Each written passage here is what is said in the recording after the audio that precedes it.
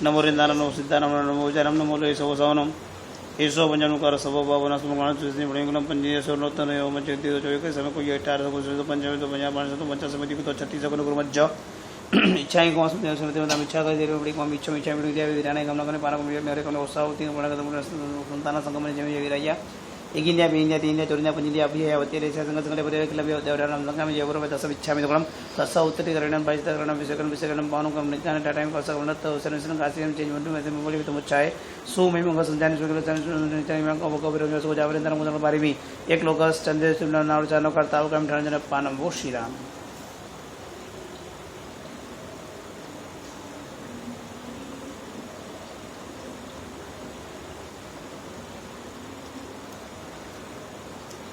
नमोरियंतानम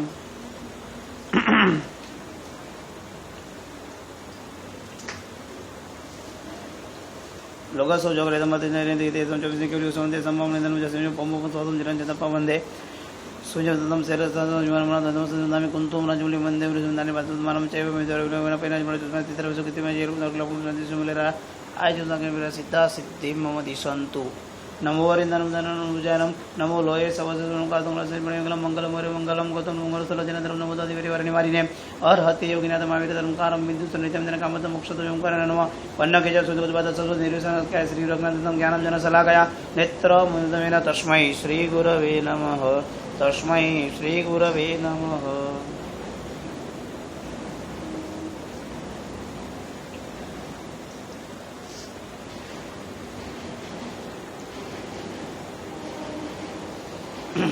अनंत उपकारी अनंत कल्याण करनारा तारक तीर्थंकर सर्वभगवान महावीर स्वामीए आ संसार समुद्रथी तरवा माटे अने मोक्ष सुखनी प्राप्ति प्राप्त करवा माटे धर्म तीर्थनी स्थापना करी। कर्मना विषयने भणीए छीए। शास्त्रमां एक लख्युं छे कि कर्म माटे तच्चित्त तद लय तद मन आम भणवामां एवुं जोईए। जे भणता होय ने ते मन पण एमां होवुं जोईए, चित्त पण एमां होवुं जोईए, तमारुं लय पण एमां होवुं जोईए, तमे पण एमां जोवा जोईए। जेम जेम घणी वखत है एवं विषय भणता भणता एक कर्म उदय में आए सतत ए विचारों अपना साथे वणाया करे अने वणाय ए प्रमाणे अभ्यास पण क्यारेक साथे चालतो जाए। अमे एक महात्माने अभ्यास करावता था। कर्म स्वयं एवं थई गयुं कि ज्यारे असुचित्व भावना आवी ने तो एनुं शरीर मांदुं पड्युं, ज्यारे अन्यत्व भावना आवी त्यारे एमनी वस्तु खोवावा लागी, ज्यारे एकत्व भावना आवी त्यारे गुरुथी तेओ छूटा पड्या, ज्यारे असरण भावना आवी त्यारे एक जनનું मृत्यु थयुं। એટલે કે આ ભણીએ છે એ બધું થઈ રહ્યું છે, એવું લખ્યું છે તચ્ચિતે તદ મને તદ લય તદ વાસ્તે। તેવું જ્યારે વાતાવરણ સામે સર્જાતું જાય ત્યારે વસ્તુનું પરિશીલન એનું જ્ઞાન વધારે દ્રઢ બનતું જાય। જે ભણીએ છે તેની અભ્યાસ દશા સામે સાક્ષાત થવી જોઈએ। જ્યારે કોઈ મસ્ત વ્યક્તિએ પેઇન્ટર એક મસ્ત પેઇન્ટિંગ કર્યું હોય અને પેઇન્ટિંગ જોતાની સાથે વ્યક્તિને એકવાર આભાસ થઈ જાય કે આ સાચું પેઇન્ટિંગ છે કે આ જ છે। રંગોળી જોવા જેવી હોય તો મુલુંડની અંદર એક વ્યક્તિ બનાવે, જન્મથી જૈન નથી, અજૈન છે, વર્ધમાન નગરના એરિયામાં રહે, પોતાની ઓફિસની અંદર વર્ષોથી શોખ છે, 27 દિવસથી પોતે બનાવવાનું ચાલુ કરે, 166 કલાક એને રંગોળી બનાવતા લાગે, સાબુદાણાને કલર કરી કરીને રંગોળી બનાવે। દર વખતે અલગ અલગ રંગોળી એને બનાવી છે, 50 વર્ષથી બનાવી છે, 50 રંગોળી થઈ ગઈ હશે। आ वखते कई 51 के 66મી रंगोળી थी। आ वखते लालबागना राजा एने हिंदू दर गणपति में बनावे, प्रभोगंटा न करे, कोई आवे तो बतावे, बाकी रंग नहीं, बस पोताना शौक खातर बनावीशुं। एनो फोटो पाडेलो फोटो जो तमने बताववामां आवे तो तमे पेला बिलीव ज न करो कि आ रंगोળી हशे, कारण के एने एटલું तेमां प्राण रेड़िया होय, एटला कलरना शेड मूक्या होय, आपणे एम लागे कि व्यक्ति फोटो पाडीने आ व्यक्ति लाव्यो छे। एकदम ध्यानथी जोईए तो आपणे अंदाज आवे कि आ तो साबुदाणा जेवा के आम दाणा जेवुं देखाय छे, અને પછી ત્યાં જઈને સાક્ષાત જોઈએ તો જ વધારે ખબર પડે કે આને કેવી રીતે બનાવ્યું હશે, કેટલા કલાકના કેટલા શેડ ભેગા કરીને આવી એક રંગોળી તૈયાર કરી હશે। ખાલી આમ કલર નાખી દેવો એ રંગોળી નથી, એ તો સામાન્ય કોઈ બી માણસ કરી શકે। આટલું ચિત્ત આટલું લઈ રેડીને જ્યારે સર્જન કરે ત્યારે જોતાની સાથે આપણા આંખમાં એમ ક્ષેત્ર આપણી આમ આંખ સામે આવી જાય। કોઈ પેઇન્ટરે પાલિતાણાનું ચિત્ર બનાવ્યું હોય, એમાં માણસોને ચાલતા બતાવ્યા હોય, ડુંગરની આમ શેડ પડતા હોય તો શેડ બતાવ્યા હોય, લીલફૂક પણ બતાવેલી હોય, તડકો પડે તો તડકો બતાવ્યો હોય, એનો શેડો પડતો તો શેડો પણ બતાવેલો હોય। આવું જ્યારે આમ સર્જન કરીને બતાવ્યું હોય તો આપણને કેવો વિચાર આવે કે જો આ બધું જ છે, જો આ આમ કેવું ચિત્ર બનાવ્યું હશે, જો એને આ બધું ઉપસાવ્યું છે। એ જોતાની સાથે આપણે આમ સાક્ષાત એ ભૂમિનો સાક્ષાત્કાર થાય। એમ ક્યારેક ક્યારેક કર્મના વિષયોની અંદર દ્રઢ થતા થઈએ તેમ તેમ આવી વસ્તુનો સાક્ષાત્કાર પણ આપણો આટલો અંદર દ્રઢ થાય. એ વસ્તુ સ્થિતિ સતત જીવનમાં વણાયા કરે. ત્યારે સંજોગો પણ એવા આવે કે વારંવાર કર્મ વિચારો પણ કરવા પડે. ત્યારે એવા વિચારો કરીને આપણે કર્મના વિષયોમાં વધારે ઊંડા જવું પડે. ત્યારે વારંવાર આપણે વિચાર આવે, જો આપણા કર્મ આ થયું નહીં, આપણા કર્મ આ હતું નહીં, આપણા કર્મને કારણે જોતું, જો આ કર્મમાં આવ્યું એ પ્રમાણે જ થયું, આવા વિચારમાં આવે. અને ત્યારે બહુ ખુશ થવાનું. જે ભણીએ છીએ એ વણીએ છીએ, જે વણીએ છીએ તે વાસ્તવિક બનવાનું છે, અને વાસ્તવિક બને છે તે ખરેખર આપણે વિશે સાથે વધારે ટચ થઈએ છીએ.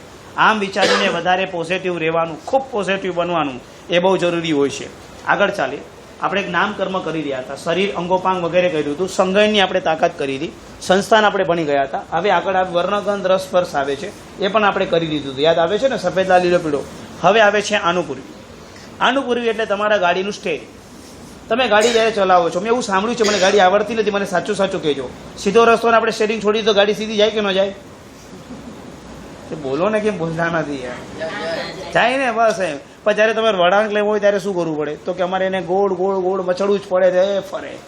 મેં એક જગ્યાએ એક ટ્રકવાળાને જોયો તો એ ગાડીને એટલું બધું ગોળ સ્ટેરિંગ ફેરવ્યા કરે, ચલાવે જ નહીં ગાડી. એને ખાલી એક ગાડી આમ રસ્તામાંથી આમ ટર્ન મારીને બહાર કાઢવી, તેમાં એને એટલા બધા ટાયરને ફેરવ્યું છે. મેં તો આટલી મહેનત શું કામ કરતો હશે? આના કરતાં આપણે એને એટલું ફેરવ્યું ત્યારે જ ગાડી હલી એની. એમ એક ભાવમાંથી બીજા ભાવમાં જવા માટે એક કર્મ કામ કરે છે. આ ભાવમાં આપણે અહીંયા છીએ.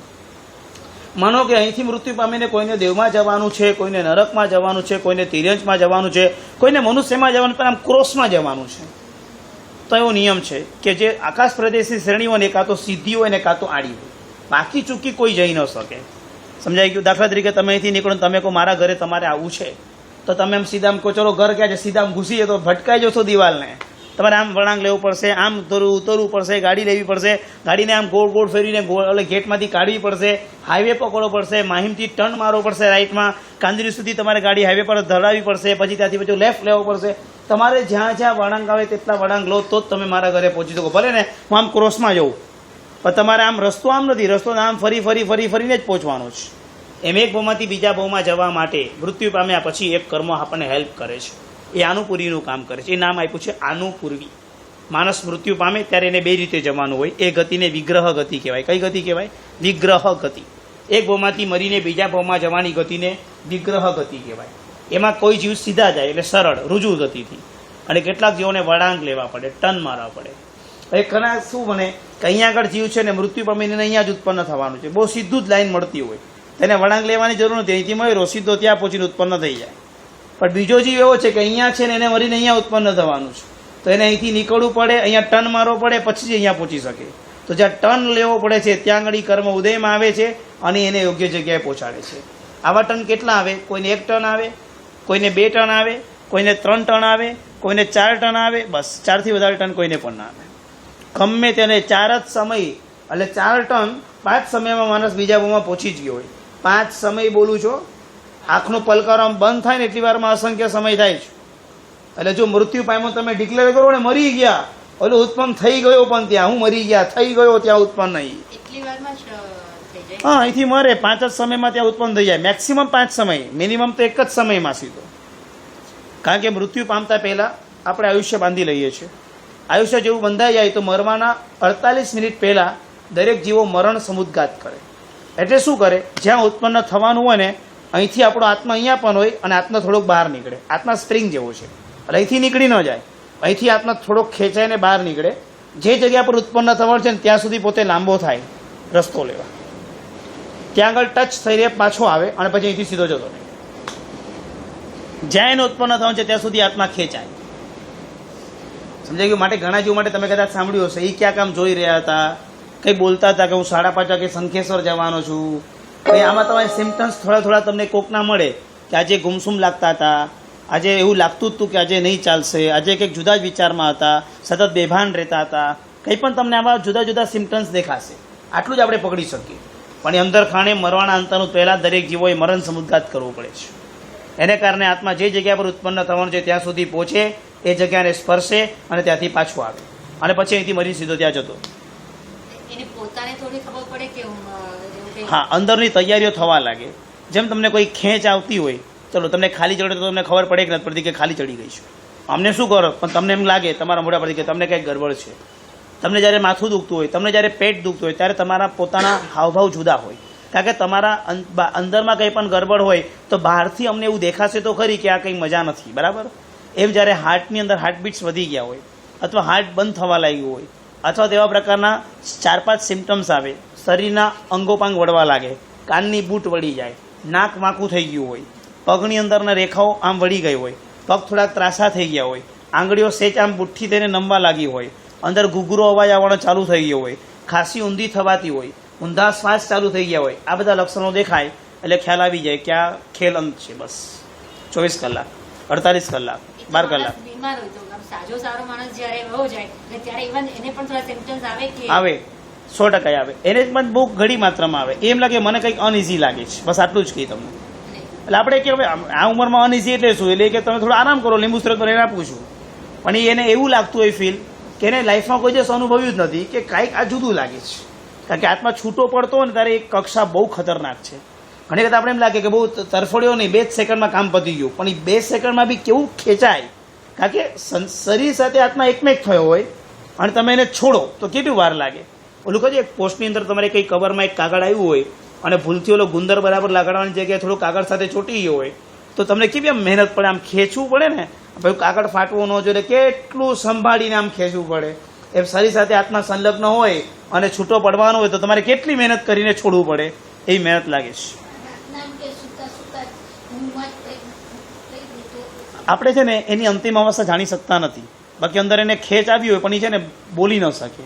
કારણ કે ઊંઘમાં એને પોતાને ત્યારે એનો ઝબકારો આવ્યો હોય પણ એ બતાવી ન શક્યો હોય, એને આપણે જાણી શક્યા ન હોય. પોતાને તો ફીલ થયું હોય પણ બીજાને ખબર ન પડે. નાની વખતે એમ લખ્યું છે, જન્મ વખતે તમને જેટલી વેદના છે ને એના કરતાં આનંદ ઘણી વેદના તમને મરણ વખતે છે. એટલે વેદના તો છે જ. હવે કેટલું કોણ બતાવી શકે, ભલે રિસ્પોન્સ બતાવે કે ન બતાવે, અંદર તો છે જ. હવે માનો કે અહીંયા બધાને માથા દુખતા હોય, હવે મારા જો જરાક વધારે નખરા કરીને બતાવે, આમ પકડીને બેઠો હોય, બાંધીને બેઠો હોય, આ ભાઈ એકદમ સાદી રીતે બેઠા હોય, એ દુખતું હોય તો એ સહન કરીને બેઠા હોય. તો નથી દુખતું એવું નથી પણ એ સહન કરે છે. અને હું જરાક વધારે બતાવું છું, ડોલ કરું છું, નાટક કરું છું, બની શકે ને આ બધું તો ઘણું બની શકે આવું. એટલે કોઈને ન સહન થાય તો બતાવી દે, અને ઘણા સહન કરી શકે પણ વેદના તો હોય જ, બધા ન હોય એવું નથી. ખ્યાલ આવ્યો બરાબર? બહુ ફરક છે. મરણ સમુદ્ગાર દ્વારા કરીને કોઈ કર્મ ખપતા નથી, પછી ખાલી યોગ્ય જગ્યાએ જઈને પાછો આવે છે, રસ્તો થાય છે. ત્યારે કેવડી સમુદ્ગાત માત્ર 8 જ સમયનો છે અને એમાં આયુષ્ય કરતાં વેદનીય નામ અને ગોત્ર કર્મના જે વધારે દલિકો હતા બધા ખપી જાય છે. એ બહુ બેસ્ટ છે. કેવળનાની ભગવાનનું આયુષ્ય નાનું હોય ને કર્મો ઘણા બાકી હોય શું કરવાનું? તો એ કર્મ ખપવા માટે કેવડી સમુદ્ગાત કરી નાખે. બધા કર્મ આમ કે ને કપડું પોળું કરો તો કેવું સુકાઈ જાય, આત્મા ફેલાવી દે, બધા કર્મ ફટાફટ ખપી જાય, પાછું આવી જાય. એટલે એને તો કેવડી સમુદ્ગાત તો બહુ બેસ્ટ, એ તો કર્મ જ ખપાવે છે. જ્યારે વેદના સમુદ્ગાત અને કસાય સમુદ્ગાત તો એવા છે જે નવા કર્મ, કસાય સમુદ્ગાત તો નવા કર્મ બંધાવી આપે છે. વેદનાની અંદર કર્મ ખપે છે, અસાધ્ય વેદના 7: વેદના, મરણ, કસાય, વૈક્રિય, આહારક, તૈજસ અને કેવડી. વ્યન કસાય મરણે વ્યવ્ય આહાર તેવું કેવલી, એ સમુદ્ગાયા. આ 5-7 સમુદ્ગાત છે, બરાબર. એમાં આપણને 3 છે ત્યારે, વેદના, કસાય અને મરણ.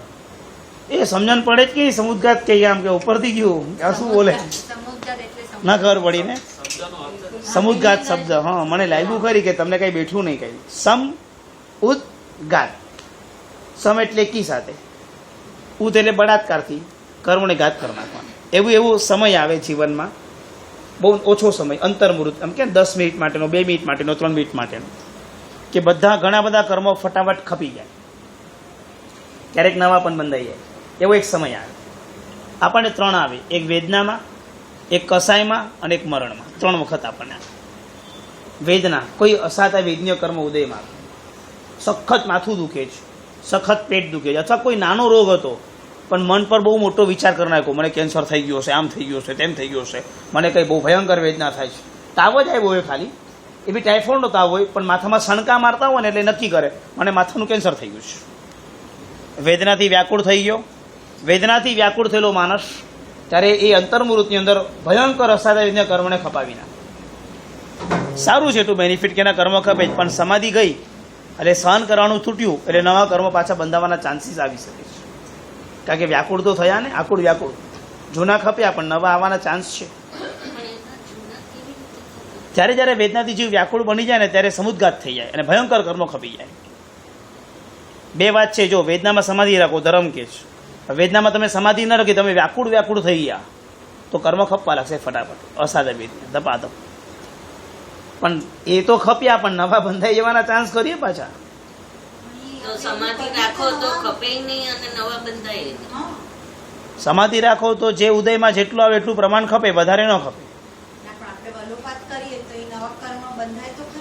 હા, જૂના ખપે છે તો બેનિફિટ ફટાફટ. બેલેન્સ નથી દેખાતું. સમાધિ રાખવાની, સહન કરવાનું, સમાધિ રાખવાની. બોલો પાછ તમે કેવું છે કે કેપેસિટીની બહાર જશે તો થઈ જશે, બાકી વ્યાકુળ નહીં થવાનું. કારણ કે એમાં બીજું ઘણું ગુમાવશું. એક કર્મ ખપાવતા બીજા 10 નવા બાંધી લેશું આપણે. આકુળ વ્યાકુળનો રસ્તો સારો છે જ નહીં, કારણ કે તમે હારી જશો. સહન કરતા શીખો, જેટલું બને એટલું સહન કરો, ક્ષમતા રાખતા શીખો, સમાધિ રાખતા શીખો. લોકોએ આપણો ઇતિહાસ પામીને લોકો સમાધિ કેળવી લે કે આ વેદનામાં પણ આટલો સમાધિમાં હતો તો ચાલો આપણે બી રાખવી જોઈએ. નિમિત્ત બની આપણે એવા સમયમાં પણ લોકોના. શાસ્ત્રમાં દ્રષ્ટાંત છે, કડવી તુંબડીનું શાક ઓરાવ્યું નાગેલ શ્રાવી. મુનિ ભગવાન પરઠવા માટે જાય છે. કડવી તુંબડી એટલે કેવી ભયંકર કડવી તુંબડી છે. હજુ એક રસો નીચે પડ્યો ને બધી કીડી એકઠી થઈ ગઈ ને કીડીઓ મરવા લાગી તો જીવ કપાઈ ગયો કે સાલું આટલું શાક સમારી નાખીશ, આ બધી કીડીઓ મરી જશે, શું થશે? કડવી તુંબડીનું શાક ખાઈને મરી ગયા, કાળ પામી ગયા. સારું કે માંડ એક ચાવીને ઉતારે છે, એટલા ઉપકાણ એટલી વોમિટિંગ થાય તો એ માંડ વાપરીને જીવ છોડી દીધો પોતાનો, પણ પરઠવા ના દીધું. આકુળ વ્યાકુળ તો મહાપુરુષોના જીવનમાં જુઓ કે વેદનાના નિમિત્તો કંઈ ઓછા આવ્યા. મેતારજ મુનિ, ધર્મરુચિ અણકાર, આ બધા એ સામાન્ય થોડી કેવા શિયાળે આવીને પગ કાપી ગયા છે ને લોહીના ફુવારા નીકળ્યા ને નદી વહેતી હોય, અડવી નદીમાં બી વિચાર એમ આવે કે આટલી ગરમ મારા લોહીમાં કીડીઓનું શું થતું હશે, ઓલા બિચારી કીડી અહીંયા આવી છે એનું શું થશે? એટલે આટલી ભયંકર વેદના જ્યારે શરીર ફાડી નાખ્યા છે શિયાળિયાએ ચારે બાજુથી, લોહીની નદીઓ વહે છે, તે સમયમાં આવી સમાધિ કેળવીને બેઠા છે મહાપુરુષ. એટલે આપણે તો સમાધિ સહન કરવાનું, ક્ષમતા રાખવાની, એ જ મોટી વસ્તુ. એટલે વેદનાની વાત થઈ. નંબર 2 કસાય. કસાઈ જ્યારે કરીએ ત્યારે સમુદ્ઘાત થાય, જેને કારણે ક્રોધથી લાલચોળ થઈ ગયો હોય, અહંકારમાં આવી ગયો હોય, મોટી માયા કરતો હોય, મોટા લોભના નિમિત્તો આવ્યા હોય, એ વખતે ભયંકર કર્મો પોતે બાંધે. જૂના કર્મો ખપાવે પણ નવા એટલા બાંધે પાછું. એ કસાઈ સમુદ્ઘાત. જ્યારે કસાઈ કરીએ છીએ ત્યારે આ કર્મ બંધાય છે. જૂના ખપે છે, નવા બંધાય છે. જૂના ખપે છે, નવા બંધાય છે. ત્રીજું મરણ, જે આપણે વાત થઈ છે. માટે અનુપૂરી કર્મ ક્યાં કામ કરે છે? એક ભવમાંથી મૃત્યુ પામીને જ્યારે બીજા ભવમાં જવાનું હોય ત્યારે રસ્તામાં વળાંક લેવા માટે આ કર્મ કામ કરે છે. કયું કર્મ? અનુપૂરવી. નરકમાં જવાનું હોય ત્યારે નરકાનુપૂરવી, તિર્યંશમાં જવાનું હોય ત્યારે તિર્યંશાનુપૂરવી, મનુષ્યમાં જવાનું હોય ત્યારે મનુષ્યાનુપૂરવી, દેવમાં જવાનું હોય ત્યારે દેવાનુપૂરી નામનું કર્મ કામ કરતું હોય છે. બળદને નાકની અંદર દોરડું નાખેલું હોય, બળદ રસ્તામાં ચાલતો ઊંઘમાં જ ચાલતો હોય, ખેડૂત ઉપરથી ધ્યાન રાખતો હોય, ટન આવે એટલે આ બાજુનું દોરડું ખેંચે, નાકની અંદરનું દોરડું અંદરથી આમ ખેંચાય એટલે બળદ જાગે, અંદર એને બહુ વાગે, લોહી નીકળી જાય, આખી ખસી થયેલી હોય અને એ દેખાય એટલે પછી આમ વળે. માટે તો આપણે ક્યાં ઘોડાગાડીમાં, બળદગાડામાં એટલે જ બેસવાનો, હરખ શોખ નહીં રાખવાનો ક્યારેય પણ. આપણે જીવદયા જેટલી વિચારવાની કે ઘોડાના દાંતની અંદરના ભાગમાં લોખંડ બેસાડી લઈએ, આખો એને દાંતની અંદર રીતસરનું કરીને મોટાથી ફીટ આવી જાય, ફીણ નીકળતા હોય ક્યારેક, ફીણ બળદ વગેરે એના નાકમાં નાખેલા હોય. આપણે બળદ ગાડીને ઘોડા ગાડીમાં બેસવાનું હવે ક્યારેય શોખ નહીં રાખવાનો. આપણા એક વજન 60 કિલોનું વજન અડધો કલાકના રસ્તામાં કેવા કોઈમાં આપણે શું કેમ કોઈને આપવાનું? કોઈ બેસે જુદી વસ્તુ છે. આપણે આટલું સમજ્યા હોઈએ તો આપણે જીવદયા માટે આપણે છોડી દેવાનું, આપણે બધો વપરાશ નહીં કરવાનો, આપણે પ્રાણને મૂકી દેવાના. આપણને જો ભાર નથી સહન થતો, આપણો ભાર કોઈ પ્રાણીને શું કામ આપતો? ગરવા ગિરિરાજની યાત્રા માટે જ્યારે બાબુનું દેરું તૈયાર થયું, એ બાબુનું દેરું બનાવ્યું 1128ની સાલથી બન્યું છે. ધનપતસિંહ મહેતાબ કુમારીના કહેવાથી ધનપતસિંહે બનાવ્યું છે બાબુનું દેરું, કલકત્તાના બાબુએ બનાવ્યું છે. માતાએ કીધું એટલું કે બેટા, મારે જ્યારે ઉંમર મોટી થશે ને મારે ઉપર દાદાના દર્શન કરવા છે, પણ મારો ભાર મારે કોઈના માથા પર મૂકવો નથી, તો હું દાદાના દર્શન કેવી રીતે કરીશ? માં તું કે કરી આપો, મને નીચે હું દેરાસર ઊભું કરી આપ. માતાની ઈચ્છાથી આખું દેરું નીચે ઊભું કર્યું. બાબુનું જે આખું દેરાની રૂપરેખા ઉપરના દાદા આદિનાથની રૂપરેખાને બરાબર મળતી આવે એવું આખું દેરું નિર્માણ કર્યું. કેમ? મારો ભાર હું શું કામ બીજાને આપું? જે સમજ્યા હોય ને જીવદયા અને જીવ વિચાર, જીવદયામાં સમજ્યા હોય, કર્મમાં સમજ્યા હોય, એ આ બધી વસ્તુથી બહુ બચે. તો શું જરૂર છે? આપણે આખા તોલાને તકલીફ નહીં આપવાની, છોડ, શું જરૂર છે? તો એને કે મારે જાત્રા કરવી છે, સ્પર્શના કરવી છે, પણ મારો ભાર કોઈને આપી નથી કરવી, કોઈની સેવા લઈને મારે નથી કરવી, એવા આશયથી આ દેરું નીચે નિર્માણ થયું. માટે આજે પણ કેટલાક રાજસ્થાની લોકો, કેટલાક ગુજરાતી લોકો બી એવું કરે છે, તલેટીની યાત્રા કરે, ઉપર ન ચડે, માર્ગ નથી આપો, બસ એ આશય. આપણે આપણું કોઈની સેવા લઈને યાત્રા નથી કરવી, બસ નીચેથી યાત્રા કરીને પાછા કોઈ તલેટીની યાત્રા કરે, જેની જેવી શક્તિ, જેની જેવી અનુકૂળતા એવું કરે, પણ એનો આશય બહુ સારો છે. એ આશય એ રાખે કે આપણો ભાર કે આપણે કોઈની સેવા લેવી નથી, એટલા માટે આવું કરે છે. કાનુપુરી નામકરણમાં વળાંક લેવામાં કામ કરે છે. આ વળાંક લઈને બીજી ભાવમાં પહોંચે છે. પહોંચવાની પાછી બે રીત, કંદુક ગતિ અને ઇલિકા ગતિ. કંદુક એટલે દડો. દડો ક્યારે બી આપણે રમતો હોય ને દડો કેચ રમે તો આખો દડો એક સાથે જ જતો રહે, ઓલો ત્યાંથી છોડે તો એક સાથે જ આપણા હાથમાં કેચ આવે. ઇલિકા, ઈયળ જ્યારે ચાલે ને ત્યારે ઈયળ આવી રીતે ચાલે, આગળનું સ્થાન પકડે અને પાછળનું છોડે, આગળનું સ્થાન પકડે અને પાછળ ઈયળ આમ લાંબી થાય રીતસર, પછી પાછળનું છોડે, આગળ જાય પછી પાછળનું છોડે. આત્મા આવી રીતે મરણ પામીને બે ગતિમાં આ રીતે જતો હોય. ક્યારેક બીજું સ્થાન પકડે અને અહીંથી છોડે, ઇલિકા ગતિ, ઈયળની જેવી ગતિ. અને ક્યારેક આખો મરીને સીધો જ જાય. જ્યારે મોક્ષમાં જવાનો હોય ત્યારે આખો આત્મા અહીંથી છોડીને એક સાથે જ જાય, એ કંદુક ગતિથી, એટલે કે દડાની જેમ જાય. પણ જ્યારે એમને એમ જવાનું હોય ત્યારે ઇલિકા ગતિથી પોતે બીજા ભોમાં જતો. એટલે આપણે આ ભોમાંથી બીજા ભોમાં જે પરિભ્રમણ કરીએ છીએ, પૂરોનું છોડતા નથી, આગળ વધીએ પાછળનું છોડીએ, આગળ વધીએ પાછળનું છોડીએ, એમ કરીને આપણે બીજા ભોમાં પહોંચીએ છીએ. કેટલી વાર લાગે છે? માત્ર મેક્સિમમ 5 સમય. અને એક સમય ગણતરીમાં આવતો નથી, એક સેકન્ડની અંદર અસંખ્ય સમય પસાર થઈ જાય છે. આંખના પલકારામાં અસંખ્ય સમય પસાર થઈ જાય છે. આપણે સમય પારખી શકતા નથી. આપણી સામે કોઈ જીવ મૃત્યુ પામ્યો, આપણે જોયું, આપણે જો નક્કી કરીએ કે આ મૃત્યુ પામ્યો છે, એટલી વાર ઓલો ઉત્પન્ન જ થઈ ગયો હોય, ત્યાં હજુ રડવાનું તો બધું બાકી જ છે, પણ ત્યાં ઉત્પન્ન થઈ ગયો છે. વાત સમજાઈ ગઈ કે કર્મને ફટાફટ આનુપુરી નામકરણ ફટાફટ એને યોગ્ય જગ્યા પર પહોંચાડી દે છે. જ્યાં જવાનું છે ત્યાં એને ઉત્પન્ન કરી દે છે. ત્યાં એના પોતાના કર્મ બાંધવાના, ભોગવવાના બધું ચાલુ થઈ જાય છે. ખ્યાલ આવ્યો? આયુષ્ય બાંધ્યા વિના કોઈ પણ જીવ મૃત્યુ પામતું નથી. અચેનમાં એવી માન્યતા છે, ભટકતી આત્માઓ રહે છે. આપણી માન્યતા પ્રમાણે કોઈ આત્મા ભટકતી રહેતી નથી, કારણ કે આયુષ્ય બાંધ્યા વિના કોઈ પણ જીવ મૃત્યુ પામી જ ન શકે. અને આયુષ્ય બાંધીને જ મૃત્યુ પામે, એટલે આયુષ્ય પતે એટલે બીજા ભોમાં જાય. પણ ભૂત પ્રેત વગેરેમાં જઈ શકે. આપણે ભૂત પ્રેત વગેરે બધું માનીએ છીએ. તો ભટકતો જ જીવ કહેવાય. ભટકતો ન કહેવાય. આ લોકોની માન્યતા કે ભટકતો એટલે કેવું? ભટકતોનો મિનિંગ કે એને બીજા ભવમાં જગ્યા નથી મળતી એટલે એકલો રખડે છે. આપણે એવું નથી કહેતા કે એને ભવમાં જગ્યા ન મળી માટે રખડતો રહ્યો. આવતા ભવનું આયુષ્ય બાંધ્યું, અહીંથી મૃત્યુ પામ્યો અને એ ભવમાં ત્યાં ગયો હોય, પણ ત્યાંથી પછી પોતે અવધિક જ્ઞાનનો ઉપયોગ મૂક્યો હોય કે હું અહીંયા કેમ આવ્યો આવી ગંદી જગ્યાએ. તેને ખ્યાલ આવે કે ભાઈ આ બધું પૂર્વ ભવના ઓલા લોકોને કારણે આવ્યો હતો, એટલે પાછું એરિયામાં આવી જાય, સ્નેહથી આવી જાય, કોઈ બદલા લેવાના માહિતી આવે, કોઈ ભયથી આવે, કોઈ વેરથી આવે, આ બધા કારણસર અહીંયા આગળ આવી જાય ને પછી આવીને હેરાન કરે. મેં એક એવું સાંભળ્યું છે કે કોઈના પૂર્વજો હોય ને, જ્યાં દાદા કોઈનામાં આવે ને પછી શું કહેવાય ને, બધાને કંઈક કહે કે હું આવી રીતે હતો ને, તો એવું સાચું છે? સાચું છે, વાંધો નથી. પૂર્વજ પણ આવે, પણ હકીકતમાં દેવો દાનવો ક્યારે બી આવે ને ત્યારે એની હવા આવે, ક્યારે પણ સતરૂપેની હવા આવે, એટલે જેને કાનમાં પવન ફૂંકાય અને હવા આવે. ભાઈ ઘણાને એવું હોય કે ઘણાના યોગ્ય શરીર હોય તેના શરીરમાં પણ કદાચ પ્રવેશ થતો તો પ્રવેશ થઈને આવે, અને દેવો કોઈના પણ શરીરમાં પ્રવેશ થઈ શકે છે. ત્યારે એનું તબિયત નરમ થાય, ફીટ આવે, ચક્કર આવે, એ પડી જાય, ત્યારે એનું શરીર ન બોલતું હોય, પણ અંદર એનો આત્મા છે ને જે આવ્યો હોય ને એ બધાને સલાહ આપીને જતો રહે. એવા બની શકે છે. અમારે એક સાથી યુગન હતા, એમને આવું થતું હતું. એમને અમે ભણાવવા માટે જતા હતા, અને એ વખતે કુદરતી એક વખત ભણાવવા ગયા અને અમને ના પડી કે આજે ભણાવી નહીં શકાય. તો મેં તું કારણ, ત્યારે મને ખબર પડી હતી કે એમના શરીરમાં આવી રીતે પૂર્વજ આવીને એના ઘરમાં કંઈ પણ ભૂલ થઈ હોય તો પૂર્વજ કહેવા માટે આવતા હતા. આવું અમે સાંભળેલું છે.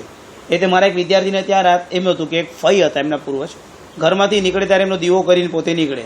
દીવો કરી નીકળ્યા પછી કે અમે ઘરના બહારના ખુલ્લા બી રાખીને ગયા હોય ને, તાળું પણ ન મળે તો અમારા ઘરે ચોરી ન થાય, કારણ કે અમે દીવો કરી નીકળ્યા એટલા માટે.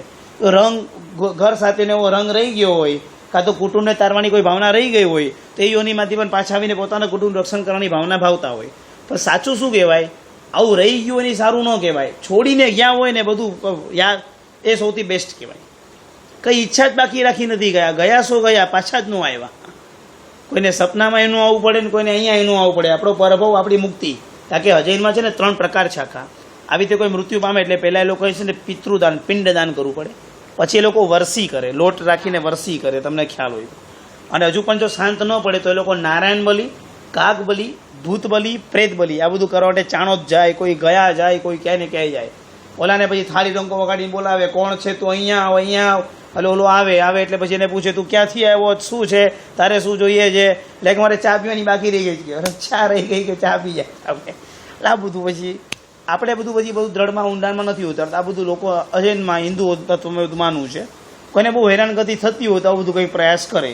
બાકી બને ત્યાં સુધી આપણે એવું આપણું મૃત્યુ એવું હોવું જોઈએ કે આપણી કોઈ ઈચ્છા જ બાકી નથી. ચા બાકી રહી ગયો પાછા આવવું પડે ને કે ચા જ નથી બાકી, ભાઈ બધું ઓસીરાવી દીધું કે તો હવે શું પાછા આવવાનું પછી. મૃત્યુ પામેલા માણસ આપણા સ્વપ્નમાં આવે તો એ શું કહેવાય?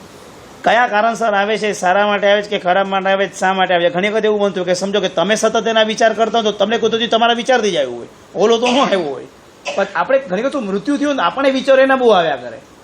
તો મૃત્યુને કારણે આપણે પોતાને અંદરથી એવું ઇન્ટ્યુશન થયા કરતું હતું. ઘણી વખત આપણા વિચારોને કારણે આપણી કલ્પના થઈ ગઈ હોય, ઓલું સત્ય ન પણ હોય. અને એક ઘટના બની લીધી કે મૃત્યુ પામી ગયા પછી સતત એના મમ્મીની પોતે ચિંતા કરતો હતો. તો મમ્મીને સપનામાં કહેવાય છે કે બેટા તું મને એટલી યાદ કરે છે તો હું ત્યાં હેરાન થાઉં છું, હવે તું મને યાદ કરવાનું છોડ તો હું ત્યાં શાંતિથી રહી શકું. એટલે આવું પણ એક ઘટના બનેલી છે. એટલે આ બધા કેવા છે, હવે તુક્કા સાંભળ્યા છે, બધા તુક્કા સાચા હશે, એવા એકાદ તુક્કો આપણું જ હશે, ચાલ્યા કરે. 100% વ્યંતરની કઈ છે બીજી કોઈ યોનિયામાં દિસતી નથી, કઈ જ્યોતિષમાં કંઈ આવે નહીં. ભાઈ માની દેવો તો બહુ પુણ્ય કર્યું ત્યારે વિમાનમાં જાય, ગણપતિને તો કંઈ નવરાશનો ટાઈમ નથી, એ તો બીસી છે. એટલે બધા રખડતી બધી વાણ વ્યંતરની જાતિઓ કહેવાય. માટે છે ને તમે આપણે જ્યારે વિચાર ભણી ત્યારે એમાં જ આવે 8 પ્રકારના વ્યંતર ને 8 પ્રકારના વ્યાન વ્યંતર, બરાબર છે. કિન્નર, કિમ, પુરુષ, મોરક, ગંધર્વ, યક્ષ, રાક્ષસ, ભૂત અને પિશાચ 8 વ્યંતર આવે. અનપણની, પનપણી, ઈસીવાદી, ભૂતવાદી, મહાન, કોહન, આમ કરીને 8 પ્રકારના વાણ વ્યંતર આવે. પણ જ્યારે તમે ઋષિમંડળ સ્તોત્ર કરો ત્યારે એમાં આખા લાઈન્સર આવે કે દેવ દિવસે ચક્રમ તત્સ ચક્ર સજાવ્યા તયા છાદિત સદા મામમ હિંસતું ડાકીની, સાકીની, યોગીની, ભોગીની, માકીની, લાકીની લાઈન્સ રાખી ગાથાઓ છે પછી. એટલે એમાં પ્રકારો એટલા બધા છે, અસંખ્ય પ્રકાર છે વ્યંતરમાં. માટે તો બોલો છો ને વ્યંતર જ્યોતિ સીમા વળી જે શાશ્વતાજીને વંદુ છે, એમાં તો અનલિમિટેડ દેરાસરો, કારણ કે પ્રકાર જ એટલા બધા જ કે એની ગણતરી થઈ શકે એમ નથી. એટલે એમાં અનેક પ્રકારો છે, અનેક પ્રકાર છે. હવે નાસિકની અંદર એક ડાકણ છે, ડાકણ એક લેડીઝ જેવી લેડીઝ જ છે. ડાકણ એટલે બીજું કાંઈ નથી, પણ એક લેડીઝ જેવી લેડીઝ છે, એક બેન છે, ખુલ્લા વાળવાળી છે. બધા માણસાને ખબર છે ઉપાશ્રયમાં આવે એટલે બધા સાહેજીઓ સોય દોરો લઈને બેસી જાય. એનું લક્ષણ કે સોય દોરો હાથમાં તો વાંધો ના આવે, સોય દોરો લઈને બેસી જાય, બધા ભણવા મૂકી દે. સાહેબજી આવીને પૂછે, એ કદાચ કોઈ મહાત્માને આવીને પૂછે શું કરો છો સાહેબ, આ કરીએ ચલો જોઈએ છે, એને આપવાનું, ના નહીં પાડવાની. જો એ ના પાડે ને અને એનું જાય તો ન લેવા ન દેવા, કંઈ ને કંઈ ઊંધું ચતું કરી નાખે. એટલે એ સમયમાં બધી વસ્તુ આપી દે. કોઈ છોકરો રમાડતો હોય કોઈ બેન તો કે તારો છોકરો સારો છે તો લો રમાડો, એના સામેથી આપી દેવાનો. એ રમાડીને પછી પાછો આવે તો બધું બરાબર. જો તમે ન આપ્યો તો એ તમારી ત્યાં ને ત્યાં જ વાટ લગાડી દે, પછી એ તમને શ્રાપ ઠોકી દે, શ્રાપ લાગી જાય. પછી બધું જાણકારી હોય. હવે એવું તો કેટલું થયું હોય આ બધું કાળમાં, બધું બને ન હોય એવું નથી. આ બધું આપણે જોયું ન હોય, આપણે જાણ્યું ન એટલે આપણે થોડો ડર લાગે. પણ તમે કોઈ જાણી લો ને જોઈ લો તો તમને કાંઈ ડર ન લાગે, બધું સીધું ચાલે. બહુ સારા માણસો કરતા તો ભૂતળા બહુ સારા, બહુ સીધા હોય, કાંઈ વાંધો ના હોય. બહુ સીધા હોય, કાંઈ નહીં હોય. તમે ગામડામાં ઓલો માણસ બીડી પીતો હોય, જીન આવી જાય કે બીડી પીવી લઈ જાય તો લઈને જતો રહે, માથાકૂટ ન કરે કોઈ દિવસ. બાટલીમાં પૂરાઈ ગયા હજી તો કાંઈ ન કરે, જરાય ન કરે. હા, બાટલીમાંથી નીકળી જાય તો તકલીફ, પછી પૂરાય નહીં કોઈ દિવસ. આ પછી જાન લઈને જ જાય કોઈ નહીં. તો અલગ અલગ પ્રકારો છે. આવશે જીવ વિચારમાં આપણે આગળ ભણશું, આવશે ત્યારે અત્યારે આપણે આગળ ચાલો આપણે જીવ વિચાર કરશું ને ત્યારે બધું આવશે. એ ભૂતળા કેટલા પ્રકારના હોય, ક્યાં હોય, કેવા રીતના હોય, ડર નથી લાગતો ને? હા બસ, તો સાંભળ્યા કરજો. પછી અલોકમાં તો કોઈ દિવસ કોઈ કાળે જઈ શકાતું જ નથી. 14 રાજલોકની અંદર જ અલોકમાં કોઈ કાળે કોઈ જવાનું જ નથી, ગયો પણ નથી અને જશે પણ નહીં. કોઈ જ જઈ ધર્માસ્તી કાંઈ નથી, કેવી રીતે જઈ શકશે? ત્યાં કશું જ નથી, હવા નથી, પાણી નથી, કંઈ જ નથી. 14 રાજલોકની બહાર જ્યાં કંઈ જ નથી એને અલોક કહેવાય. જ્યાં બધું છે તેને લોક કહેવાય. એમનો પ્રશ્ન છે કે લોકમાંથી અલોકમાં જઈ શકે? ન જ જઈ શકે, બોર્ડર પર આવીને અટકી જાય. એ ત્રસનાળીની બહાર નીકળી પાછો ત્રસનાળીમાં આવે, અલોક નહીં, ત્રસનાળીની બહારની અંદર આવે. 4-5 સમય કેમ થાય? એને કીધું આમ જોવું તો મારું ઘર સીધું આવી જતું હોય, પેલો કલકત્તાથી નીકળે તો કે એને પેલા બિહાર છોડવું પડે, પછી બંગાળ આવવું પડે, બંગાળમાંથી MP આવવું પડે, ત્યાંથી મહારાષ્ટ્ર આવવું પડે, ત્યાંથી મુંબઈ આવે, એને વળાંક વધી જાય બિચારાને. મેન રેટ રહેતા લીધા જવું પડે ને, એટલા માટે. ખ્યાલ આવી ગયો? ત્રસ જેવો ત્રસનાળીની અંદર જ હોય. ત્રસનાળી કોને કહેવાય? જે ત્રસ જેવો વાળું હોય ત્રસનાળી કહેવાય. તો ત્રસ જેવો તો ત્રસનાળીની અંદર આવે તો નારકના જેવો ત્રસ છે કે નહીં? પોતાની મરજી મુજબ હલનચલન કરી શકે. ભલે નારક મોટી હોય, રહેવાનું એટલામાં જ હોય. કેમ તમારું બિલ્ડિંગ આવડું મોટું છે પણ રહો છો તો બિલ્ડિંગમાં જ ને, એના જેવું બધું ખાલી હોય. પછી પ્લેગ્રાઉન્ડ ને પાર્કિંગ ને એ બધું હોય એક્સ્ટ્રા બધું. ખ્યાલ આવી ગયો બરાબર? એ બધા ચિત્રો લાવીને સમજાવીશ ત્યારે બધું તમને ખ્યાલ આવશે. બધા ચિત્રો મંગાવશું, સંઘમાં છે આપણી પાસે. બધા ચિત્રો એક પછી એક અહીંયા સમજશું આપણે. બધા ડ્રો છે ને એટલે તમને આઈડિયા વધારે સરસ આવશે. વિહાયો ગતિ, આનું પૂરી કર્મ સમજાઈ ગયું. એ કર્મ એક ભાવમાંથી બીજા ભાવમાં જવા માટે કામમાં આવે છે. અને જ્યાં જવાનું હોય ત્યાં આગળ આપણે એડ્રેસ પર પહોંચાડી દે. લાઈટ ગડબડ ન થાય. ટ્રાવેલિંગ વાળાની ગાડી આવી હોય તો ફરતી જ હોય બિચારી, એને એડ્રેસ જ ન મળે.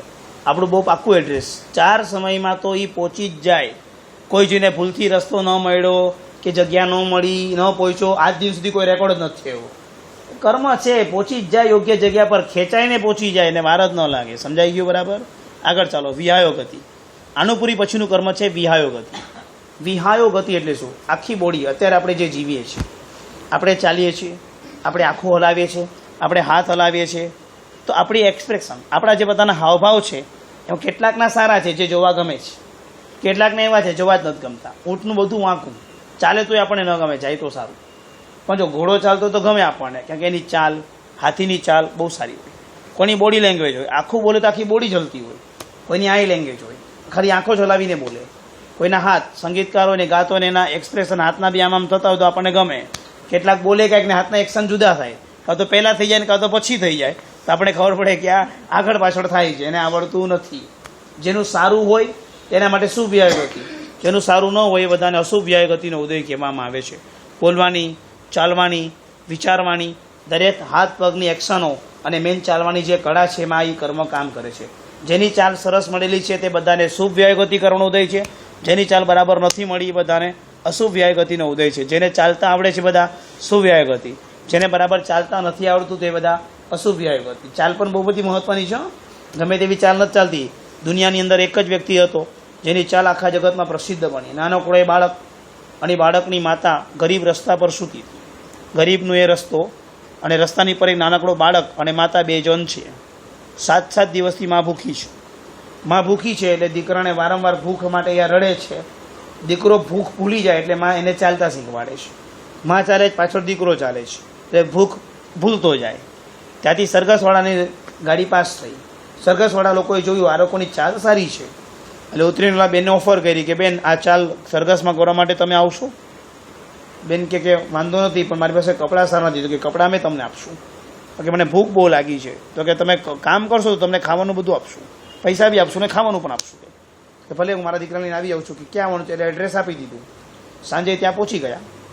7 દિવસની માં ભૂખી હતી. થોડું ઘણું મળે તો દીકરાને ખવડાવતી હતી. આખી તો માં હતી અને બરાબર એક્ઝેક્ટ પ્રોગ્રામ હતો, ચાલ જોવાનો પ્રોગ્રામ. બહુ મસ્ત ચાલ હતી. એ ચાલનો પ્રોગ્રામ જોવા માટેનો પ્રસંગ જ્યારે ચાલુ થયો, 7:30 8 વાગ્યાનો શો હશે એટલે તૈયાર થઈને માં ચાલવા લાગી. માં અડધા સ્ટેજ પર આવીને ઢળી પડી. એ બધા લોકો તો સ્તબ્ધ થઈ બેઠા કે આ હવે કેવી ચાલે છે કે જેમાં ઢળી પડવાનો છે. કંઈને કોઈને આઈડિયા ન આવ્યો. પણ થોડી વાર થઈ એટલે ઓલો જે નાનો છોકરો હતો ને એને માં શીખવાડતી હતી કે હું ચાલુ એટલે પાછળ તારે ચાલવાનું. એ છોકરો પણ એ રીતે ચાલતો આવ્યો. માં જેમ ઢળી પડ્યો. જેવો છોકરો ઢળી પડ્યો એની ચાલની સ્ટાઇલ જોઈને આ બધા લોકો ખુશાલ થઈને 100 ને 200 જે કદે નોટો હશે નોટોથી આખી આમ સ્ટેજ આમ પૈસા ફેંકી દીધા. બસ આટલા ચાલમાં. એ દિવસથી એ છોકરા એની માં પાગલ થઈ ગઈ. એની માં પડી અને પાગલ બની ગઈ.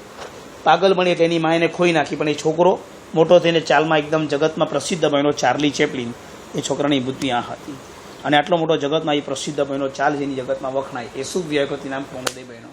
માં ખોવાઈ ગઈ અને દીકરો આટલો આગળ આવી. માને ખોઈ એ મોટું દુઃખનું કારણ બન્યું, એક નિમિત્ત બની ગયું. પણ એને ચાલ મળી, માની પાસેથી મળી, એ જગતમાં પ્રસિદ્ધ બની. એ શુભ વિહાય ગતિ નામ કર્મ એટલું મોટું એનું કામ કરી આપ્યું. આ રીતે આ બધા કર્મ હોય છે. કોઈ સાથે ક્યાંક કનેક્શનમાં જોડાયેલા હોય છે. કેટલાયની ચાલ જગતમાં એટલી વખણાય છે. પહેલાંના કાળમાં લગ્નમાં અમે જતા નાના હતા ત્યારે એક જોકર ને ચાર્લી જેટલી 2 જણા કોઈ બનેલા હોય. ચાલ્યા કરે, હસાવ્યા કરે, પીપર આપે, જોકર આવે, ડરાવે ને કંઈ ને કંઈ કરે. આ બધા કોઈ ખેલ હતા બધા. જેને આવી કળા હોય એ આવું કરે. ઘણા લગ્નમાં એવું કાંદિવલીમાં મેં એવું જોયું હતું. એક વ્યક્તિ છે પોતે મેકઅપ સર્જીને આવે અને આમ ઊભો રહે એક્શનમાં. બસ આમ મહેમાન એક્શનમાં હલે નહીં. એનું પાપણ પણ ન લે. આપણને એમ ડાઉટ આવે આ સ્ટેચ્યુ છે કે આ માણસ છે. થોડી વાર એક્શન બદલાઈ જાય એટલે આપણે ખ્યાલ આવે કે નહીં આ માણસ જ હતો.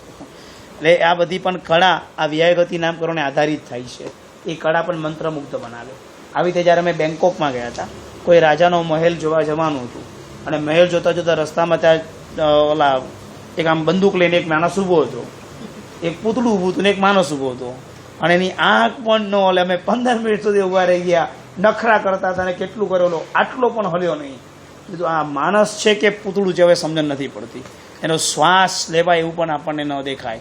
એનું પેટ પણ આગળ ના આવે, એના કપડાથી એની બોડી એટલી ફિટ હોય. એટલે અમને એમ થતું કે આ ક્યાંથી આટલું બધું કરીને લાવતો છે, કે જેનું આટલું સળ નથી પડતું, આટલું કાપડ પણ નથી પડતું, પણ હતું એ બધું એ લોકોની એ કળા હશે. એ જોવા માટે અમને પોતાની ત્યારે હું વિચારતો હતો કે શુભ વ્યાયગતિ નામનું કર્મ કેવું હશે કે જોવામાં બી આપણે એકવાર ઊભા રાખી દે કે આ ચાલ જોવા જેવી છે. એ રીતે ત્યાં આગળ ગયા હતા, ક્યાંક અમે બર્ડ શો જોવા ગયા હતા, પંખીઓનો શો જોયો હતો. પંખી ચાલે ને પંખી સાયકલો ચલાવે, આ બધું કર્મ બંધાય. પણ હવે સાથે હતા એટલે અમે ગયા હતા, નાનો હતો એટલે ગયા હતા. બાકી પંખીઓ પાસે આવી ટ્રેનિંગમાં જરા કર્મ તો બંધાય જાય તો કંઈ જોવાના ખેલ નથી હોતા.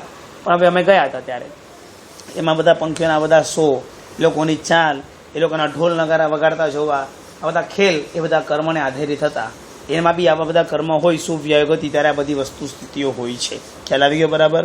આ બધા કર્મ અહીંયા પૂરા થયા. આનું પૂરી કરો, આ બધા પિંડ પ્રકૃતિ પૂરી થઈ ગઈ. હવે આવે છે પ્રત્યેક પ્રકૃતિઓ. એક એક સિંગલ પ્રકૃતિની વાત આવશે. કેવી કેવી પ્રત્યેક પ્રકૃતિઓ આ જગતની અંદર હોય છે, અને પ્રકૃતિ થકી પુણ્ય અને પાપ બંનેના ખેલ ચાલતા હોય છે. નંબર 1, તેની અંદર સૌથી પહેલા નંબરનો પ્રકાર છે અગુરુ લઘુ. તમને તમારું શરીર ગુરુ એટલે ભારે પણ ન લાગે, અને તમને તમારું શરીર હલકું પણ ન લાગે. પવન આવી જતા કે આપણે ઉડી નથી જતા, અને આપણે આપણું શરીર માટે કંઈ 2 માણસની જરૂર નથી પડતી, આપણે હલાવી શકીએ છીએ. હલાવી શકો છો કે નહીં કે 2 માણસ રાખવા પડે, ઊંચા કરવાને બેસાડવા માટે રાખવા પડે જ કાંઈ. પોતાની જાતે પોતાનું શરીર હલી તો શકે જ ને તમારું. હા, એટલે આનું આ બધું અગુરુ લઘુ નામ કર્મ છે. પોતાનું શરીર પોતાને ગુરુ પણ ન લાગે, અને પોતાનું શરીર પોતાને ભારે પણ ન લાગે. એકદમ લિમિટને વ્યવસ્થિત લાગતું હોય એ બધું અગુરુ લઘુ નામ કર્મ કામ કરે છે. લગભગ કદાચ કોઈને હાથી પગ થઈ ગયો હોય તો પોતાનો પગ કદાચ હલાવી શકતો નથી, પણ એ વેદનીય કર્મનો ઉદ્દેશ સમજવાનો. બાકી પ્રાય કરીને બધાને અગુરુ લઘુ નામ કર્મનો ઉદ્દેશ તો વ્યવસ્થિત હોય જ છે. નંબર 2, પરાઘાત.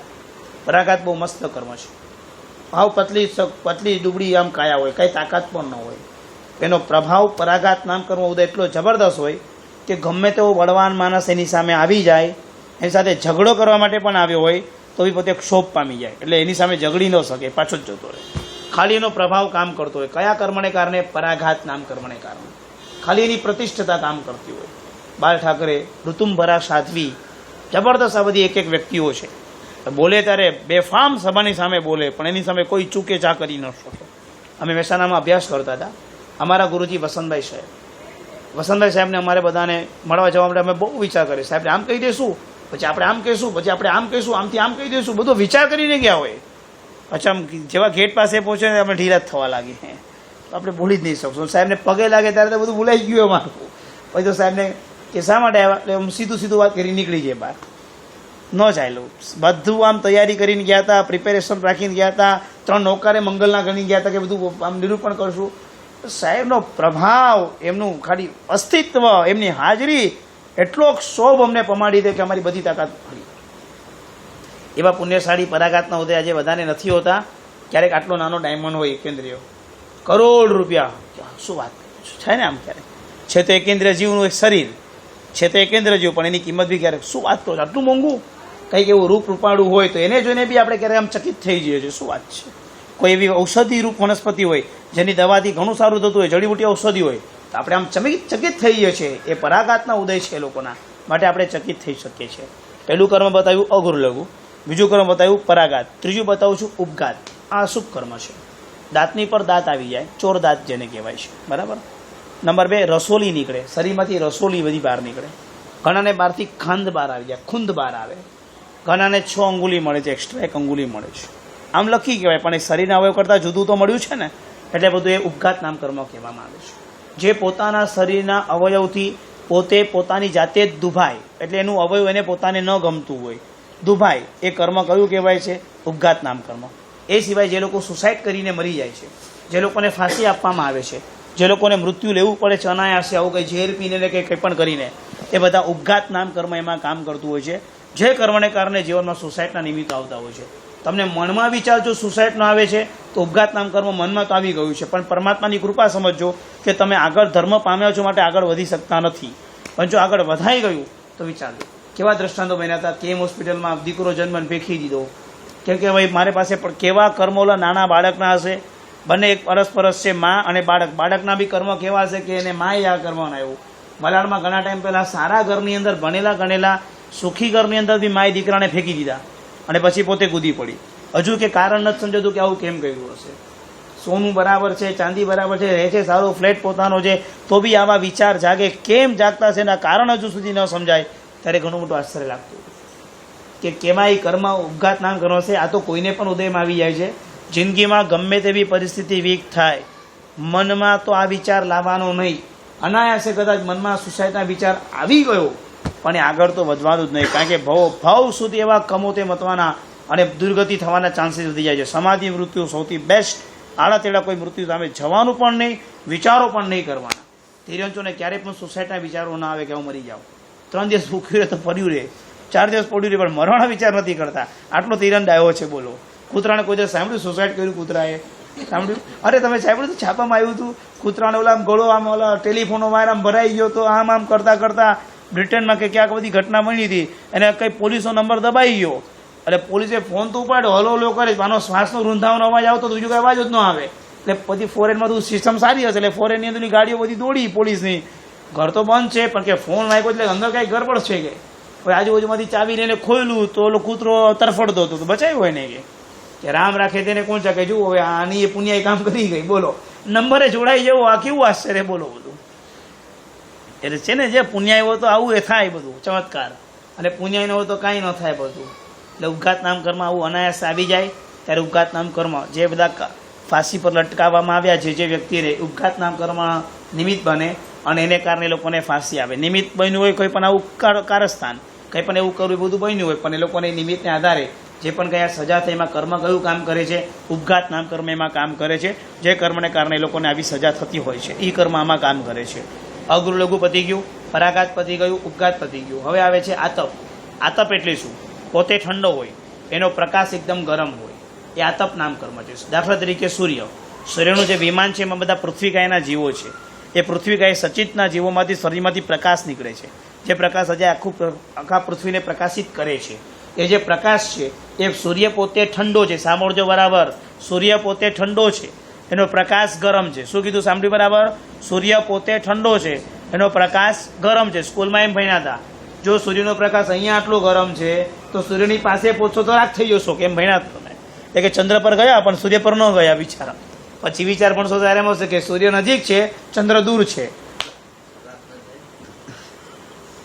બધું આ બધું ધર્મમાં ભણો ત્યારે બધું કોઈ રહસ્ય નીકળે બધા. બીજું શું? માટે સૂર્ય ન પહોંચાવ તો ચંદ્ર પર પહોંચી ગયા તમે, તો કે આ ચંદ્ર ઠંડો હતો એટલે પહોંચી ગયા, સૂર્ય ગરમ હતો એટલે ન પહોંચ્યા. કે સૂર્ય પહેલા આવે, ચંદ્ર તો પછી આવે. તો કે આવી ગયો, અમને ડાયરેક્ટ ચંદ્ર આવી ગયો. કે સૂર્ય ગરમ નથી, સૂર્ય પોતે ઠંડો. જો નોર્મલ વિચારો, તમે જેમ જેમ ઉપર જશો તેમ તેમ ઠંડક વધતી જશે, અને જેમ જેમ તમે નીચેના પ્રદેશમાં છો તેમ તેમ ગરમી વધી. જેમ જેમ એનું કિરણ દૂર જતું જાય તેમ તેમ ગરમીનું પ્રમાણ વધતું જાય.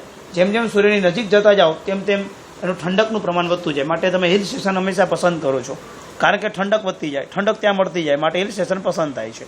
એ આતપ નામ કર્મ કામ કરે છે. એમાં 2 વસ્તુ આવશે, સૂર્યકાંત મણિ અને સૂર્ય પોતે. સૂર્યકાંત રાતનો એક મણિ છે. એ મણિ જો અહીંયા મૂકવામાં આવ્યો તો રાતના 2 વાગે પણ દિવસ જેવું અજવાળું થઈ જાય. અમદાવાદનું સ્ટેશન હોય ને 2 વાગે રાતના ઉતરો 1 નંબર પર તો તમને ખબર ન પડે આ દિવસ છે કે રાત છે. એટલા જ ખાવાના, પીવાના, પહેરવાના, ઓઢવાના દોડતા જ હોય બધા. એટલે આપણે ઘડિયાળ જોઈને વિચારા કે ઘડિયાળ સાચી છે કે ખોટી? ભાઈ આ 2 વાગે આવું છે બધું. એક પછી એક મેલ આવતા જાય ને જતા જાય એટલે બધું ભરેલું જ હોય ત્યાં બધું. સમજાઈ ગયું બરાબર? આગળ વધીએ. ઉદ્યોત પોતે પણ ઠંડો, એનો પ્રકાશ પણ ઠંડો. દાખલા તરીકે ચંદ્રકાંત મણિ સાથે જુગનું આજ્ઞા જીવો, જે જુગનું કહેવાય છે, પાછળથી આમ લાઇટ અંધારામાં મારતા હોય તે બધા. આ બધા. એ સિવાય જે લોકો પાસે વૈકેર શરીર બનાવવાની શક્તિ હોય એ લબ્ધિથી બીજું શરીર બનાવે, અને શરીરમાંથી જ્યારે શાઇનિંગ છોડે તો એ પોતે પણ ઠંડા હોય અને એની શાઇનિંગ પણ ઠંડી હોય. આ બધું ઉદ્યોત નામ કર્મને કારણે થાય છે. બરાબર? અગૃ લઘુ કર્મની વાત થઈ, ઉપઘાતની વાત થઈ, પરાઘાતની વાત થઈ, આતપની વાત થઈ, ઉદ્યોતની વાત થઈ. હવે આવે છે નિર્માણ નામ કર્મ. સુથાર. ઘરની અંદર જ્યારે કામ ચાલતું હોય ત્યારે આપણે સુથારને બોલાવીએ છીએ. સુથાર કેટલું સરસ કામ કરે. જ્યાં બહારનું હોય ત્યાં બહારનું બનાવે, જ્યાં બારી હોય ત્યાં બારી બનાવે, જ્યાં આગળ વેન્ટિલેશન હોય ત્યાં વેન્ટિલેશન બનાવે. જે જગ્યા પર જે રીતનું રચાતું હોય એ બધું ગોઠવીને જાય. બધું બરાબર કરે. બહારની બંધ થવી, ઓલો દિવાલ તો બની ગઈ, દિવાલ વાંકી ચૂકી હોઈ શકે પણ ઓલું બારી બહારના તો એને બહુ સેટ કરવા પડે. બરાબર ઇઝીલી ખુલવી જોઈએ, ઇઝીલી બંધ થાય તો, નહીં તો બિચારાને કોઈ પૈસા જ ન આપે. એ કેટલું ધ્યાન રાખીને બનાવે. એમ વિચારો, આંખની જગ્યાએ આંખ બનાવી, કાનની જગ્યાએ કાન બનાવ્યા, નાકની જગ્યાએ નાક બનાવ્યું, હોઠની જગ્યાએ હોઠ બનાવ્યા. આ બધું ગોઠવણી કોને કરી? આટલી પરફેક્ટ નિર્માણ નામ કર્મે કરી. બધાને વિચિત્ર બનાવ્યો તો આંખની જગ્યાએ નાક આમ કરી નાખ્યું હોય તો શું હાલત થાત?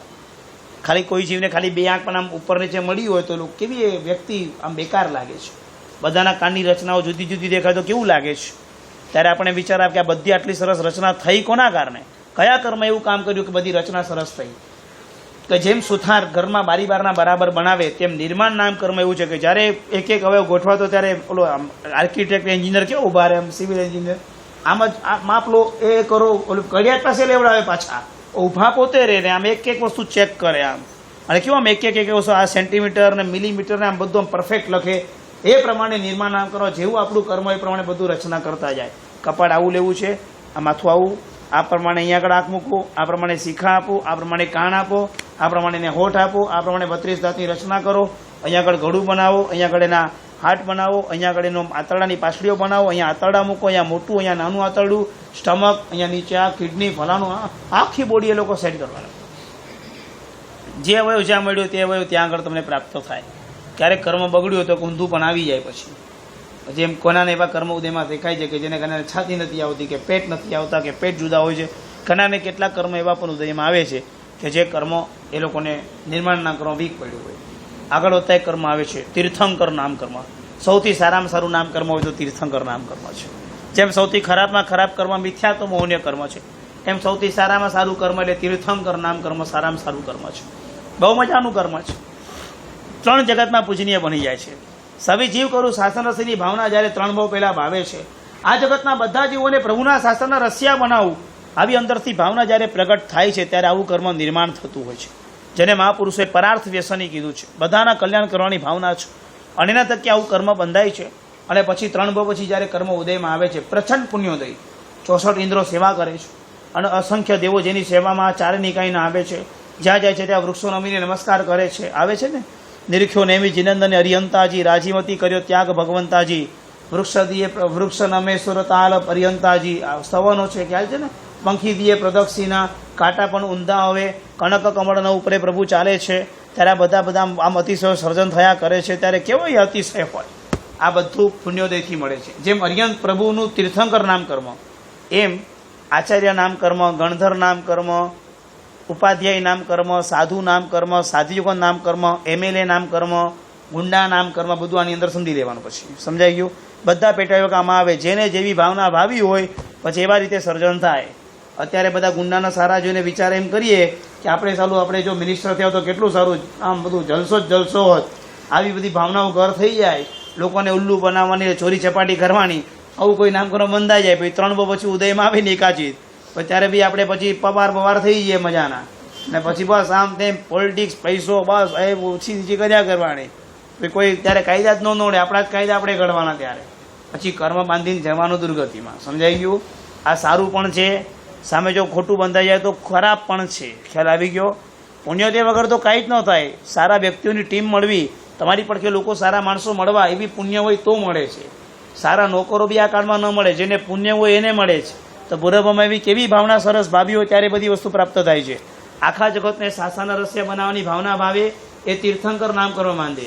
મારા ગામને, મારા કુટુંબને, મારા સ્વજનને હું તારી દઉં, આવી ભાવના ભાવે તે ગણધર નામ કરવા માંડે છે. એટલે જેમ જેમ લિમિટેશન નાનું કરતો જાય તેમ તેમ નાના નાના કર્મ બંધાતા જાય છે. ખ્યાલ આવી ગયો. મને બી વિચાર આવે પૂર્વમાં કર્યું શું હશે કે અહીંયા આગળ આવી ગયા. આવું બધું અનાયાસે બધું બન્યું છે. આમ કોઈ પ્રિપેર પ્લાન કે ઘરમાં એવું વાતાવરણ હોય ને આપણે આમ ઓલા સંગીતકારના દીકરા સંગીતકાર થઈ ગયા હોય એવું તો કંઈ હતું નહીં.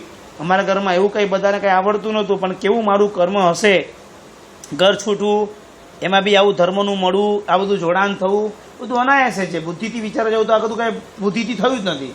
આ કે ચાલતી ગાડી ચાલે છે ને આ પ્રવાહમાં તણાયા તો તણાઈ ગયા. ઘણી વખત એવું જ થયું છે. ઘર છૂટવાના સંજોગ, અને છૂટવાના સંજોગમાં મહેસાણા પકડાવાના સંજોગ. મહેસાણા ગયો તો બી ગયા છે, એને ભણવાનું છે. ધર્મના બહુ ઊંડા સંસ્કાર હતા કે ધર્મના ઊંડા, હા ધર્મ ઘરમાં હતો, પણ એટલો બધો આપણે ધર્મ એટલે આટલું બધું ફોલો કરવાનું, આપણે આમ ને દીક્ષા લેવાના બધું એટલું જ ઊંડું નહોતું. પણ જેટલું હતું એટલું કરતાં કરતાં ભણ્યા કર્યા તો ભણવાના લક્ષ્ય આપ્યું. ભણીને બહાર આવ્યા, ભણાવવા લાગ્યા. એ રૂટીન કામ છે આપણું. પણ એ બધી વસ્તુમાં આમ કેમ થતું હશે, કેમ આ રીતે થઈ ગયો છે, કેમ મારા વચરા મને જવાનો વિચાર આવી ગયો છે. તે ઘરને છૂટવાનું કર્મ, અહીંયા જવાનું કર્મ, આ બધું કંઈ ભેગું થયું અને આ બધું જોડાણ થઈ ગયું. આ બધા કર્મ એકબીજા સાથે આધારિત છે. એ તમે વિચારશો તો એ તમને ખ્યાલ આવશે. કેટલા અહીંયા બેઠેલા હશે, એમાંથી કેટલાકને માતા પિતાથી છોડીને ધંધારથી મુંબઈ આવવું પડ્યું હશે, નાની ભાઈમાં આવવું પડ્યું હશે, 12 વર્ષે કમાવવું પડે, મોટા નાના ભાઈ બહેનોની જવાબદારી માથા પર હશે, બધાને કંઈ ને કંઈ કર્મ ઉદયમાં આવ્યા તો છૂટું તો પડ્યું ને, કુછ પાને કે લીએ કુછ ખોના પડતા હે. આ બધું આ કર્મમાં કામ કરે છે. માટે આ કર્મ થયા અગુર લઘુ, પરાઘાત, ઉપઘાત, નિર્માણ, આતપ, ઉદ્યોત, તીર્થંકર નામ કર્મ. અને છેલ્લું કર્મ પ્રત્યેકમાં ઉચ્છ્વાસ નામ કર્મ. તમે જે બ્રિધિંગ શ્વાસોશ્વાસ લઈ રહ્યા છો એમાં પણ એક કર્મ કામ કરે છે, ઉચ્છ્વાસ નામ કર્મ. શ્વાસ લેવાય છે, શ્વાસ છૂટે છે, શ્વાસ લેવાય છે, આમાં બી એક વાલ બધું બરાબર ચાલે છે, એ પણ એક કર્મ છે. આ જો કર્મ બરાબર ન હોય તો દમની તકલીફ, શ્વાસની તકલીફ, અને એમાં વળી ઘણા શ્વાસ નથી લઈ શકતા. ઓક્સિજન ફૂલ હોય તો જ શ્વાસ લેવાય છે. ઘણાને રાતના નસકોરા બહુ યાદ આવે, નસકોરા બહુ બોલાવે છે, એ લોકોને ઓક્સિજન બરાબર પહોંચતો નથી. આ કર્મ ઠંડુ થઈ જાય, પછી એને ઓક્સિજનના બાટલા ચડાવવા પડે. 10 કલાક ઓક્સિજન આપવામાં આવે ત્યારે માંડ એનું બધું ઠેકાણું પડે. આ બધા સરસ નામ કર્મને કારણે શરીરની બધી બોડીઓ ચાલી રહી હોય છે. હવે માત્ર 20 પ્રકૃતિઓ બાકી રહી છે. એ બધી પ્રકૃતિઓ આપણે આવતા ક્લાસની અંદર લઈશું, કર્મગ્રંથિ પૂર્ણાવૃત્તિ તરફ. પછી એ વિષય પર આવશું કે કયા કર્મને થકી કોને શું વિપાક આવ્યા. એવા કેટલાક દ્રષ્ટાંત જાણશું. અને પછી શક્ય તો આપણે મન વચન કાયાથી જેટલા પણ એટલા કર્મોથી દૂર રહેવાની આપણે કોશિશો કરશું. બરાબર છે? અને વિચાર સર્વમ જતિ શાસનમ ઉત્થાપન નમો રેન્દાનમ જાનમ નમો લોય સવિસનું કર્મ શશી બ્રહ્મમ હોય મંગલમ. તમે નિયમ લો છો કે નહીં? તો નિયમ આ 14 આવે છે રવિવારે. બરાબર? રવિવારે 14 બધાએ પાડવાની એટલે શું કરવાનું? બહારનું ખાવાનું નહીં. બહારનું ઘરે મંગાવીને પણ ખાવાનું નહીં. તો પ્લાન કરવા લાગ્યા. બહારનું ના પાડી ને ઘરનું ક્યાં ના પાડી? બહાર જઈને ખાવાનું નહીં, ઘરનું બહાર લઈ જઈને ખાવાનું નહીં, બહારનું ઘરે લાવીને ખાવાનું નહીં. બરાબર? ચાલો જોડો આ નિયમ. 14 રવિવાર છે, 14 મોટી તિથિ છે, એમાં શું વાંધો છે? પાડજો. સફેદ ઢોકળા નવરતા અરે સકમ સીધા સકમ તારો સુધાકરણ પૂછી રહી.